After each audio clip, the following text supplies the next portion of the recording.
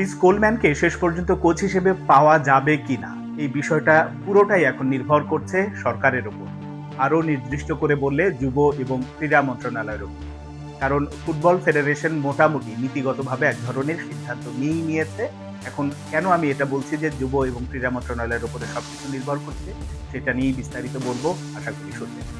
তার আগে বলি যে তৃতীয় দফায় ন্যাশনাল টিমস কমিটি মিটিংয়ে বসেছিল কোচ ইস্যুতে, এবং সেখানে এই মিটিংয়ে তৃতীয় দফার মিটিংয়েও কিন্তু কোনো সিদ্ধান্তে আসতে পারেননি কে হচ্ছেন কোচ। কিন্তু এই মিটিংয়ে টোটালটা জুড়েই প্রায় আলোচনায় ছিলেন ক্রিস কোলম্যান। সবাই চেয়েছেন, যারা ন্যাশনাল টিমস কমিটিতে আছে ফুটবল ফেডারেশনের, তারা চেয়েছে, সভাপতি নিজে চায়, আর বাইরে থেকে সমর্থকদের এক ধরনের প্রেশার বা তাদের চাওয়া তো আছেই যে প্রত্যেকেই চাচ্ছে ক্রিস কোলম্যানই হোক বাংলাদেশের কোচ। কিন্তু এই যে এত চাওয়ার মাঝেও মূল বাধাটা হয়ে দাঁড়িয়েছে আসলে টাকা পয়সাটা। কারণ ক্রিস কোলম্যানের যে বেতনটা, তার চেয়ে বড় ব্যাপার তিনি যে কোচিং স্টাফ নিয়ে আসতে চান, তাতে যে অঙ্কটা দাঁড়ায় প্রতি মাসে তাদের পেছনে দেয়, সেটা বাংলাদেশি টাকায় প্রায় 60 থেকে 70 লক্ষ টাকায়। এটা একেবারে বাস্তবতার নিরিখে বাংলাদেশ ফুটবল ফেডারেশনের জন্য একটু কঠিন প্রতি মাসে এত টাকা কোচিং স্টাফের পেছনে ব্যয় করা। এখন সেই ক্ষেত্রে আবার পছন্দ, তারা নিতে চায় কোলম্যানকে, তাহলে এই টাকার সংকলনটা কিভাবে হতে পারে? সেটা হচ্ছে যে তারা যদি আসলে এই বেতন, আমি ধরে নিলাম 60 লাখ টাকা প্রতি মাসে তাদের স্যালারি বাবদ খরচ, 30 লাখ টাকা হয়তো ফুটবল ফেডারেশন ম্যানেজ করলো, বাকি 30 লাখ টাকা সরকারের কাছ থেকে তারা সহযোগিতা চায়। আমরা এর আগে দেখেছি ক্রীড়া প্রতিমন্ত্রী আমিনুল হকের সাথে বাফুফে সভাপতি তাবিদ আওয়াল সহ অন্যরা দেখা করেছেন, কথা বলেছেন, এবং তিনি খানিকটা আশ্বাস দিয়েছেন যে হ্যাঁ, যদি তারা যে পরিমাণ টাকাটা দিতে পারে, বাকিটা হয়তো সরকারের পক্ষ থেকে বা ক্রীড়া মন্ত্রণালয়ের পক্ষ থেকে তারা সহযোগিতা করবে। কিন্তু সেটা আসলে কতটা, 30 লাখ টাকা মাসে দেবে, এই ব্যাপারটা আমি যতটুকু জানতে পেরেছি সম্ভবত তারা আসলে এত টাকা দেবে না। সেটা হতে পারে $10-12,000 পর্যন্ত, হয়তো বা $15,000 পর্যন্ত ক্রীড়া মন্ত্রণালয় বা সরকারের পক্ষ থেকে প্রতি মাসে দেওয়া সম্ভব।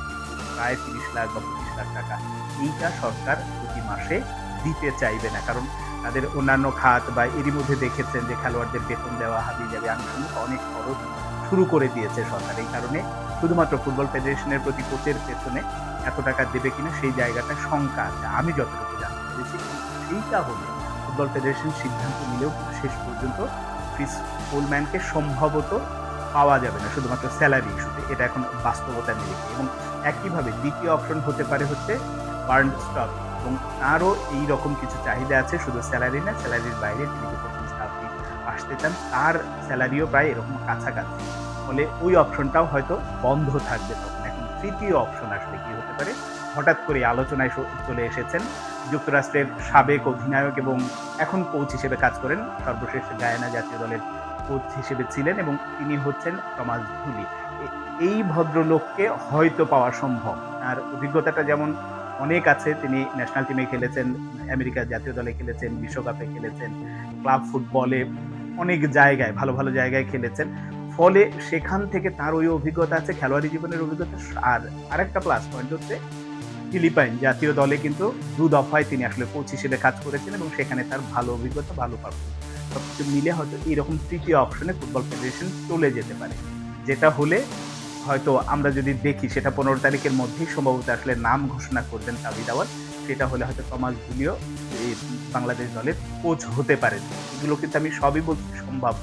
কারণ ওই যে শুরুতে যেটা বললাম যে সরকারের কাছ থেকে যদি সহযোগিতা পায়, সরকার যদি বলে হ্যাঁ মাসে 30 লাখ টাকা কিংবা 35 লাখ টাকা আমরা দেবো, বাদ বাকিটা আপনারা ম্যানেজ করেন, এইটা যদি হয় তাহলে কিন্তু ক্রিস কোলম্যানই হচ্ছেন এরকম একটা নীতিগত সিদ্ধান্ত দিয়েছে। আর যদি সরকারের পক্ষ থেকে সিদ্ধান্ত বা এরকম কোনো ইতিবাচক সাড়া না পায়, তখন এরকম টমাস ধুলির মতো কোচ নেয়ার জন্য ওই সিদ্ধান্তে যাবে ফুটবল ফেডারেশন। এখন দেখা যাক শেষ পর্যন্ত আসলে কি হয়। কারণ ক্রীড়া প্রতিমন্ত্রী তুরস্কে আছেন একটা সম্মেলনে, সেখান থেকে আগামীকাল সম্ভবত বাংলাদেশে পৌঁছাবেন। আগামীকাল আসলে বাফুফে সভাপতি তাবিদ আওয়ালের সাথে দেখা করে কথা বলে জানবেন। তিনিও হয়তো আবার 2-1 দিন সময় নিতে পারেন, কারণ ক্রীড়ামন্ত্রী যে করেই এককভাবে সিদ্ধান্ত দিয়ে দিতে পারবেন ব্যাপারটা তা নাই। এই কারণে 15 তারিখ না হয়ে সেটা হয়তো 17, 18, 19 এরকম তারিখও হয়ে যেতে পারে কোচের ব্যাপারে সিদ্ধান্ত নেয়ার ক্ষেত্রে। এখন দেখা যাক শেষ পর্যন্ত আসলে